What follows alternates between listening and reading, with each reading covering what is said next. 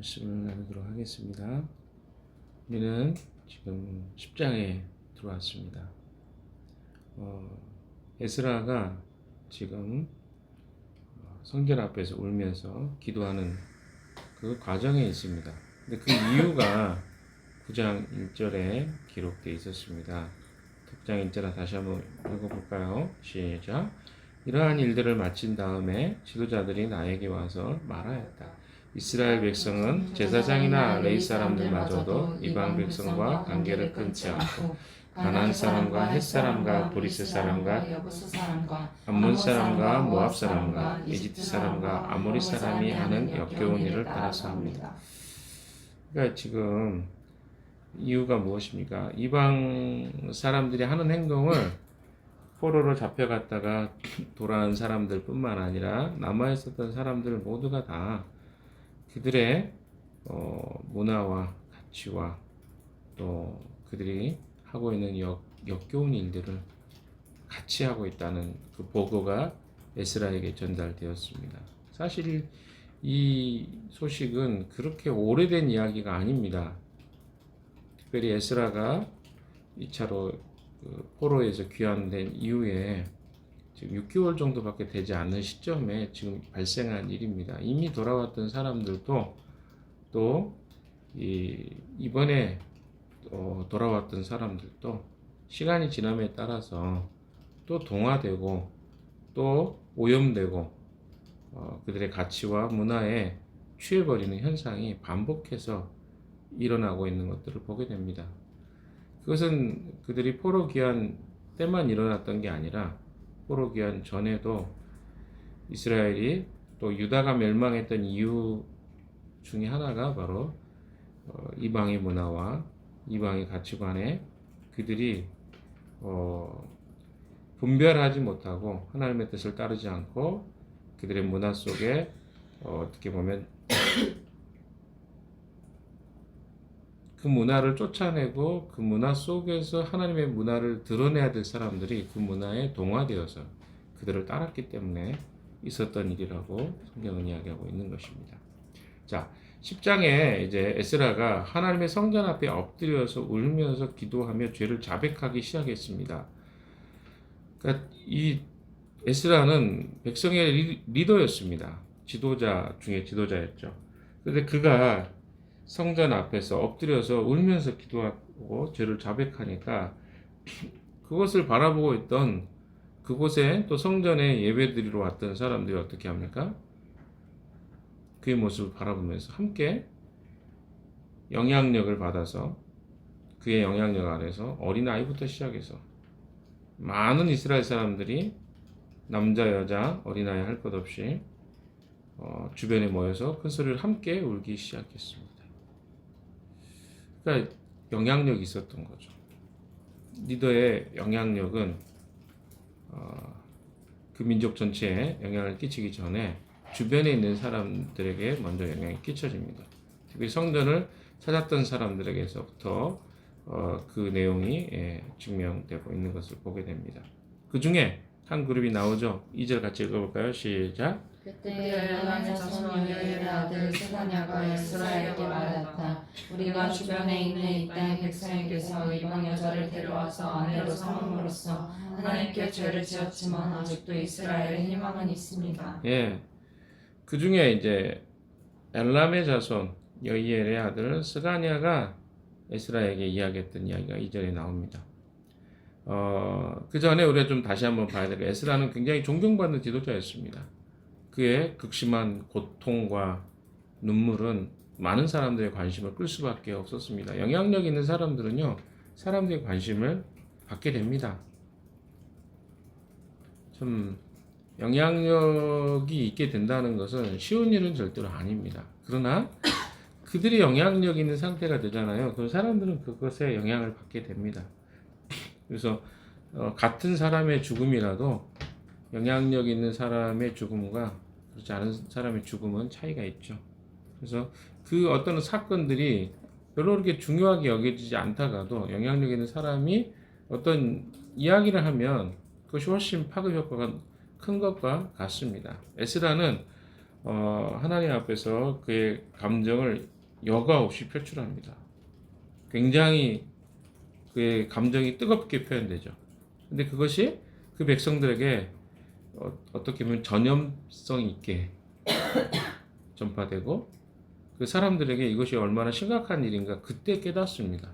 그러니까 사람들이 잘 몰랐다가 지도자가 그것에 대해서 심각하게 여기고 생각할 때 그 공동체 전체가 이게 문제가 있다는 사실을 그때서야 깨닫게 된 것입니다. 잘 모르는 거죠. 그러니까 어떤 사건이나 일들이 무엇이 잘못됐고 무엇이 바른가를 우리가 삶 속에 살다 보면 잘 모른다는 걸 판단하지 못하기도 하고 깨닫지도 못합니다. 근데 분명히 거기에 영적으로 민감한 사람들이 반응을 보일 때 거기에 이제 그 주변에 있는 사람들이 깨닫게 되기도 하는 것들을 보게 됩니다. 그래서 중요한 건 리더들이 굉장히 중요하다는 사실이에요. 여기에서도 깨닫게 되는 것은 2절에 이야기하고 있는 것처럼 엘람의 가족 중에 스가냐가 이제 좀 용기 있는 사람인 것 같아요. 에스라에게 가서 이런 이야기를 합니다. 우리가 주변에 있는 이 땅의 백성들에게 이방 여자를 데려와서 아내로 삼음으로써 하나님께 죄를 지었지만 아직도 이스라엘에 희망은 있습니다. 방향을 사실은 굉장히 제시하죠. 자기들 잘못했다는 걸 인정합니다. 근데 그 원인이 무엇인가도 분명합니다. 이방의 여인들이 그들의 가족들과 가문들과 결혼했다는 사실, 그리고 그것으로 인해서 이스라엘이 죄를 지었다는 사실. 근데 바벨론에서 엘람의 가족들은요 이미 언급이 됐었습니다. 2장 7절에도 언급이 됐었고 8장 7절에도 에스라와 함께 바벨론에서 돌아왔던 사람이라고 기록되어 있습니다. 아마 스가냐는 이 가족들의 엘람의 가족의 한 구성원이었을 것입니다. 근데 그 가족 중에도 이런 잘못을 범한 사람이 있었던 것이죠. 스가냐의 아버지가 여이엘이라고 이름을 갖고 있는데 아버지가 그런 죄를 범했던 것 같아요. 내용을 보면 아버지 죄를 고발하는 것일 수 있겠죠. 그러니까 이게 지금 보통 일이 아니라 이 사람이 자기하고 상관없는 이야기를 한 게 아니라 우리 가족 중에도 그런 사람이 있습니다. 그런데 이것을 우리가 돌이키면 소망이 있지 않겠습니까? 이제 이런 이야기를 지금 하는 거예요. 이게 그냥 남의 잘못을 지적한 게 아니라 자기 가족의 치부도 있지만 그럼에도 불구하고 과감하게 이런 해결책을 주장하고 있는 것이죠. 그러니까 자기 집에도 그런 존재가 있다는 것을 지적하기 쉽습니까? 자기 아버지가 그렇다고 한다면 어렵죠. 근데 그런 스가냐의 고백과 이야기를 들어봤을 때 이것은 굉장히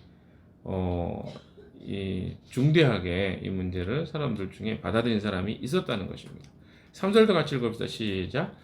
이제 우리는 하나님의 명령을 두려워하면서 받드는 에스라 제사장님의 가르침을 따라서 이방 여자들과 그들에게서 난 아이들을 다 보낼 것을 하나님 앞에서 언약하겠습니다. 이거는 굉장히 어려운 일입니다. 왜 어렵습니까? 처음에 뭔가를 차단하는 건 쉬운데요. 이미 형성돼 있고 또 시간이 지나가지고 그들 안에 어떻게 보면 습관처럼 체득화되어 버린 어떤 가정의 모습, 그리고 그 안에 있는 구성원들을 보낸다? 그거 어떻게 되겠어요? 가정이 파괴되는 가정도 많이 있지 않겠어요? 근데 이걸 한다는 것은 굉장히 어려운 일입니다. 그래서 어떤 죄들은 한번 이제 어떤 것들을 받아들이잖아요. 이제 끊어내거나 그것을 쉽게 회복한다는 게 상당히 어려운 일이라는 것입니다. 그래서 처음에 어떤 문제가 생기지 않는 것이 사실은 굉장히 중요하고 오히려 그게 더 훨씬 쉬운 일입니다. 그러나 회복이 될 때는요, 반드시 그 아픔을 어떻게 해야 돼요? 도려내고 그 문제들을 해결하기 위해서 행동의 변화가 반드시 필요하다는 것입니다. 구약에서 이야기하고 있는 그 어떤 맹세한다는 것은요, 언약한다는 것으로, 언약을 맺는다는 것으로 이해가 됩니다. 구약에서는. 그래서 구약에 여러 가지 부흥이 일어나거나 또 회복이 될 때는요, 주로 하나님과의 언약을 갱신하는 행위를 합니다. 언약이 갱신된다는 것은 무엇입니까? 이스라엘이 궤도에서 특별히 하나님을 배반했던 것에서 다시 돌이키는 것. 근데 그걸 어떻게 하는 거예요? 하나님과 언약을 맺는 것을 통해서 약속을 다시 새롭게 하는 것입니다. 그래서 어떻게 해요? 돌이키는 것이죠. 그러니까 여기서 나와는 보낼 것이다 라는 말은 뭡니까? 아이들을 보내고 여자들을 보내겠다. 이 말은 뭡니까? 나가게 하겠다. 이런 뜻입니다. 굉장히 강력한 조치입니다. 이거 외에는 답이 없다는 것을 그들이 알았습니다. 그리고 하나님 앞에서 이것을 다시 약속하겠습니다. 율법대로 하겠습니다. 이 고백을 엘람의 가문 중에 있었던 스가냐가 하고 있는 것이죠. 4절도 같이 읽어봅시다. 시작. 그러므로 이제 일어나십시오. 제사장님이 알아서 하시리라. 우리가 제사장님을 도와드리겠습니다. 용기 있게. 예, 스가랴에게 굉장히 용기가 에스라죠. 스가랴가 아니라 스가냐를 하다 보니까 에스라에게 굉장히 이 말은 용기가 됐을 것 같습니다. 여러분 지도자에게 해야 될 말은요, 뭐 그를 위로해 주는 것도 있겠지만 하나님의 관점으로 그가 그 일을 행할 수 있도록 잘 지지해주고 서포트해 주는 것이 더 중요한 것 같습니다. 이미 이런 이야기들은요, 구약에 너무나 많이 이야기됐던 것들입니다. 신명기 7장 3절은 이스라엘 백성이 가나안에 들어갔을 때 가나안 백성들에 대해서 이야기하면서 그들과 혼인하지 말라고 이야기합니다. 7장 3절에 신명기. 또 신명기 24장 1절에서 4절에서는 이들과 이혼에 관한 법들에 대해서 이야기 나와 있습니다. 그리고 신명기 29장 10절에 13절에서는 남자와 여자 자녀가 주님과 언약을 맺을 때 지켜야 될 지침이 나와 있습니다. 이런 것들이 너무 자세하게 다 언급이 되어 있죠. 근데 이것들을 그들이 지키지 않았던 것이죠. 이제 에스라가 해야 될 일은 무엇입니까? 스가냐의 이야기처럼 성경이 이야기하고 있는 가르침들을 에스라가 진두지휘하면서 이제 그 일들을 행해야 했었습니다. 용기가 쉽지가 않죠. 왜? 그 한두 명도 아니고 벌써 시간이 지나가지고 가족들도 생기고 이제 거기에 문제가 생기기 시작하는 것들을 도려낸다는 것은 어떻게 해야 될지 방법뿐만 아니라 방향도 사실은 잘 몰랐던 것들을 보게 됩니다. 근데 에스라가 이제 하나 더 하는 게 있습니다. 5절, 6절. 같이 읽어봅시다. 시작. 이 말을 듣고 에스라가 일어나서 지도급 제사장들과 레위 사람들과 온 이스라엘 사람에게 그들이 말한 대로 하겠다 맹세하라고 요구하니 그들은 그대로 맹세하였다. 에스라는 하나님의 성전 앞에서 물러나와 엘리야십의 아들 요한의 방으로 들어가서 포로로 잡혀갔다가 돌아온 백성이 지은 죄 때문에 밤이 새도록 밥도 먹지 않고 물도 마시지 않으며 슬피 울었다. 네. 스가냐가 에스라에게 행동을 촉구했지만 그 스가냐가 지도자는 아니었거든요. 그건 그의 요구였습니다. 그 책임은 에스라에게 있었습니다.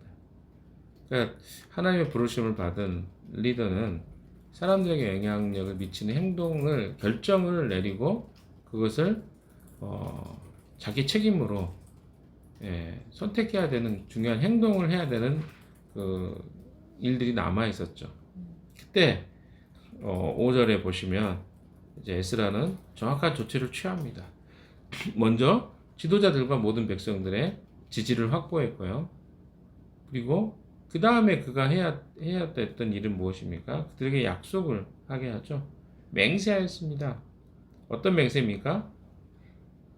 그들이 말한 대로 이방인들을 다시 돌려보내는 것을 약속해라.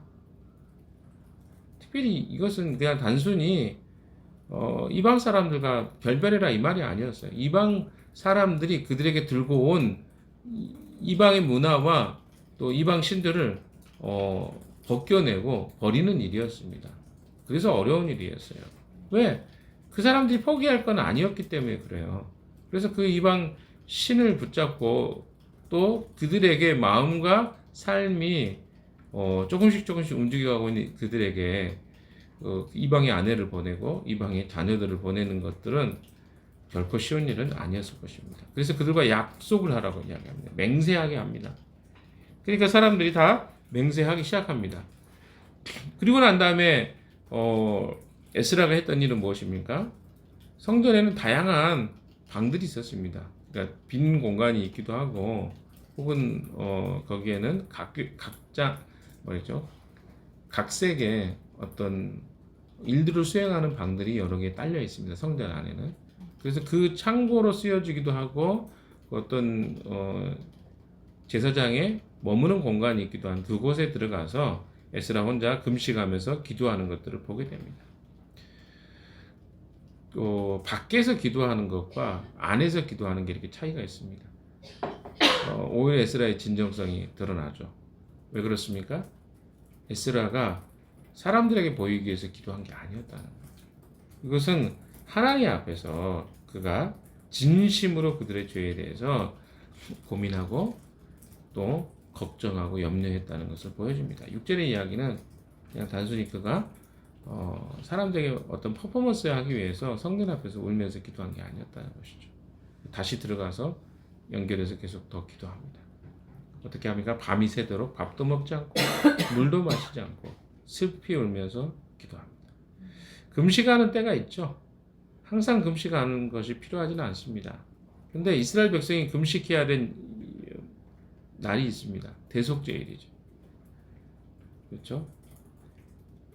그러나 이스라엘 민족 전체가 금식하는 날은 대속죄일, 하나님이 그들 민족 전체의 죄를 대속해 주시기를 바라는 그날에는 먹지 않습니다.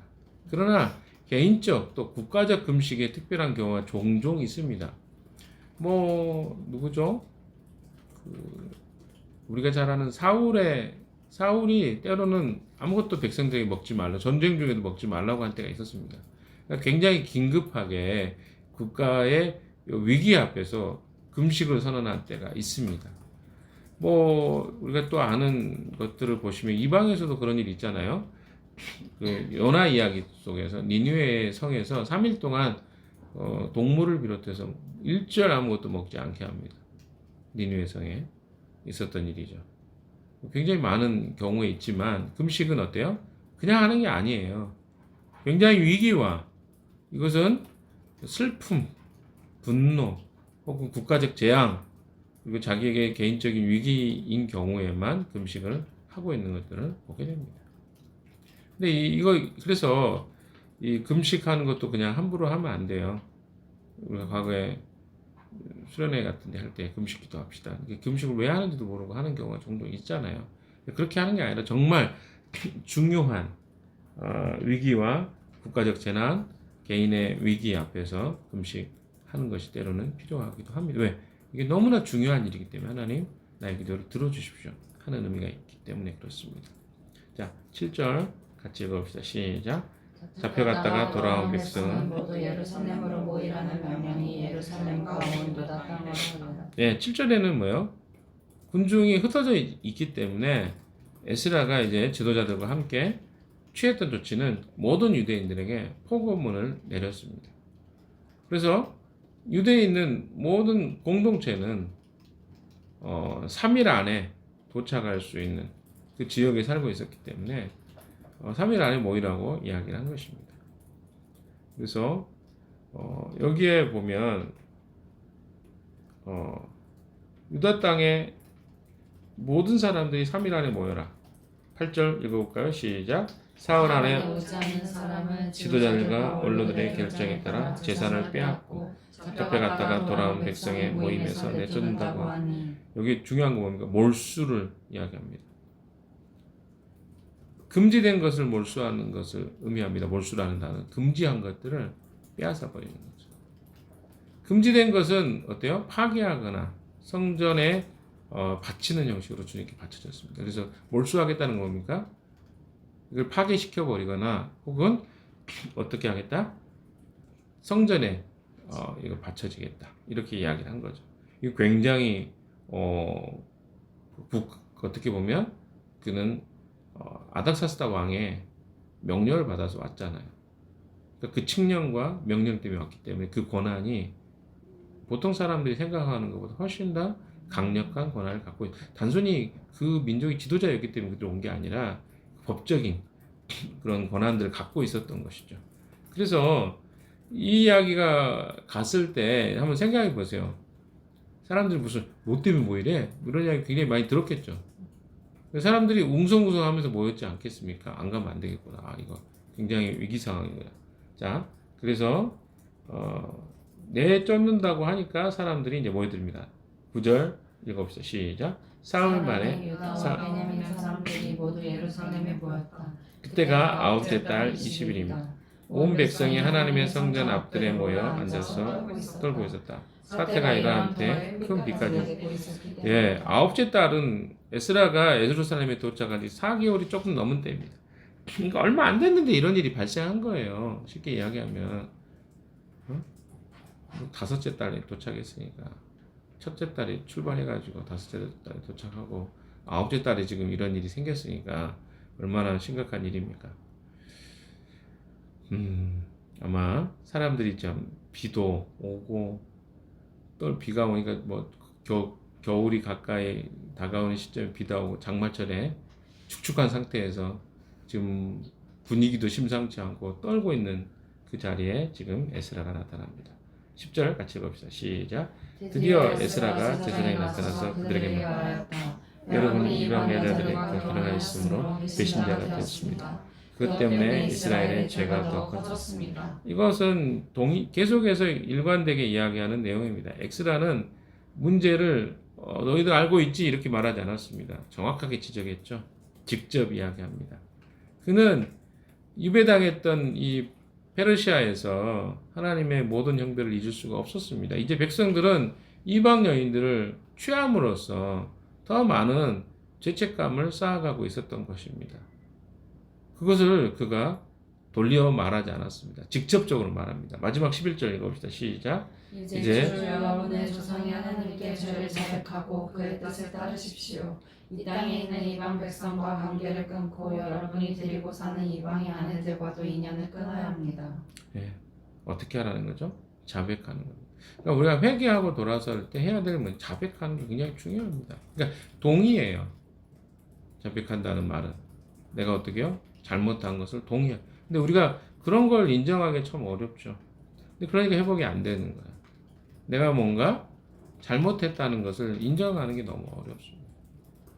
우린 너무 쉽게 어떻게 된다고요? 동화됩니다. 무엇과 동화됩니까? 세상과 동화되기 쉬워요. 근데 자기가 동화 안 됐다고 이야기하면 회복이 되겠냐고. 안 됩니다. 그러니까 우리는 쉽게 그렇게 변질될 수 있는 사람들인 것들을 인정하는 것부터 회복의 시작입니다. 근데 우리가 회복되기를 원한다고 하면서 우리는 어떻게 하죠? 예, 그걸 동의하지 않습니다. 그러니까 동의하지 않기 때문에 회복되지도 않는 거죠. 그러니까 내가 잘못했다는 이야기를 하는 것이 굉장히 어려운 것 같아요, 우리는. 죄인인 것과 내가 하나님 앞에 얼마나 쉽게 변절될 수 있는 사람인 것을 인정하지 않으면 회복되지 않습니다. 사랑하는 여러분, 오늘 본문의 내용들을 쭉 읽어봤습니다. 물론 연결해서 좀 더 읽어야 될 내용이 있지만 하루에 다룰 수 있는 분량이 작기 때문에 11절까지만 이야기했습니다. 진정한 회개는요, 항상 하나님의 뜻을 나타내는 하나님의 명령에 순종하는 것으로 연관되어 있습니다. 우리가 하나님의 뜻에 순종하는 것이 회개의 진정한 태도라고 생각합니다.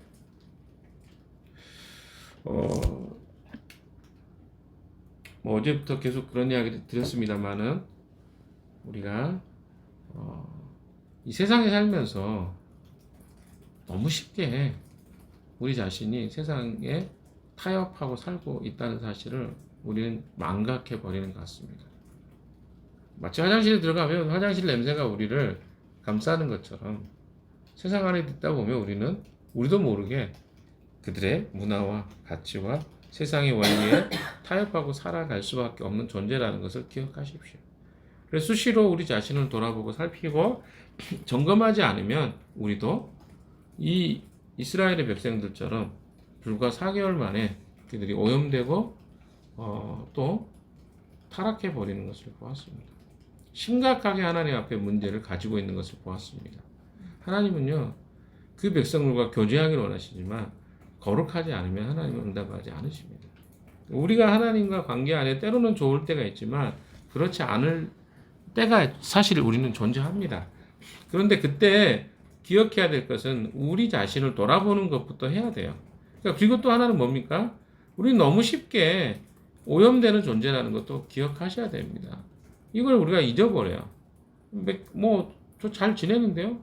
내가 느낌에 괜찮으면 괜찮은 줄 알아요. 그렇지 않습니다. 우리는 조금이라도 하나님과 관계가, 이 관계와 교제하는 시간이 작아지잖아요. 그럼 금방 우리 자신 하나님으로부터 반대되고 또 떠나버리는 행동을 할 수 있는 사람들이라는 것을 인정하십시오. 그래서 이런 하나님의 기회와 또 하나님에게 어떤 말씀을 주실 때 이런 것들을 기억하고 최대한 빨리 돌이키는 것, 이것이 우리에게 방법이 아닐까 생각해 봅니다. 특별히 공동체가 그런 일들을 잘 해나가는 것과 리더들이 그런 일들을 잘 기억하고 진행하는 것이 더 중요하다는 사실을 성경은 이야기하고 있습니다. 사랑하는 여러분, 오늘도 우리는 세상 속에 살아갑니다. 그래서 너무나 쉽게 그것이 우리를 즐겁게 하고 그것이 우리를 휩쓸어 버리는 것들을 아마 경험하게 될 것입니다. 그러나 기억하십시오. 그것이 우리를 기쁘게 하고 우리를 영원한 생명으로 이끄는 것이 아니라 하나님과 교제하고 관계 맺는 것이 가장 우리의 큰 기쁨인 것들을 기억하십시오. 에스라는 알았습니다. 무엇을 알았습니까? 그들이 왜 포로로 잡혀갔었고 무엇 때문에 그들의 고통과 아픔이 있었는지를. 그러니까 세상 안에 즐겁다, 문화와 이런 것들이 즐겁다 보면 우리도 모르게 그것이 더 재미있다고 판단해 버린다는 거죠. 그러나 결국 그것은 무엇입니까? 우리를 사망으로 인도해 가는, 우리에게는 잠깐 즐거울지 모르지만 사망으로 이끌어가는 그런 환각의 모습이라는 것을 기억하시고 오늘도 우리 앞에 주어진 삶 속에 내 자신이 얼마나 또 세상 안에 오염되었는지 점검해보고 하나님께 돌이키는 하루의 삶 되시기를 주님의 이름으로 축원합니다. 같이 기도하겠습니다.